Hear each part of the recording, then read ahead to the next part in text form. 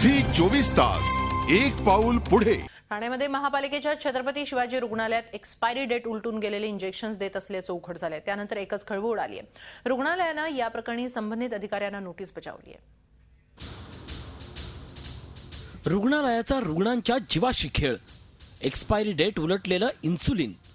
ठाणे महापालिकेचं छत्रपती शिवाजी रुग्णालय पुन्हा एकदा वादात सापडलंय। या रुग्णालयात एक्सपायरी डेट उलटून गेलेलं इन्सुलिन रुग्णांना दिल्याचं उघड झालंय। रुग्णालयात उपचार घेणाऱ्या प्रसादची 3 डोस देऊनही शुगर आटोक्यात आली नाही। त्याला एक्सपायरी डेट उलटल्याचं इन्सुलिन देण्यात आल्याचं समोर आलंय। या प्रकरणी भीतीपोटी कोणीही रुग्ण बोलायला तयार नाहीत, पण रुग्णालय प्रशासनानं या संदर्भात अधिकाऱ्यांना नोटीसा पाठवल्यात, तर एक चौकशी समितीही नेमण्यात आली आहे।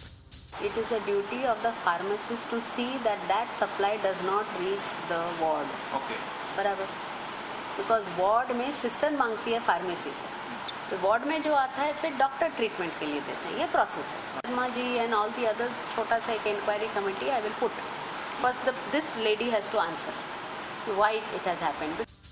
रुग्णांच्या जीवाशी रुग्णालयात जर खेळत असेल तर रुग्णांनी जायचं तरी कुठं, हा प्रश्न या निमित्तानं उपस्थित झालाय। ठाणे महानगरपालिकेचं एकमेव इस्पितळ म्हणजे छत्रपती शिवाजी रुग्णालय आणि ह्याच रुग्णालयामध्ये एक्सपायर एक टीम नेमलेली आहे व चौकशी सुरू केली आहे।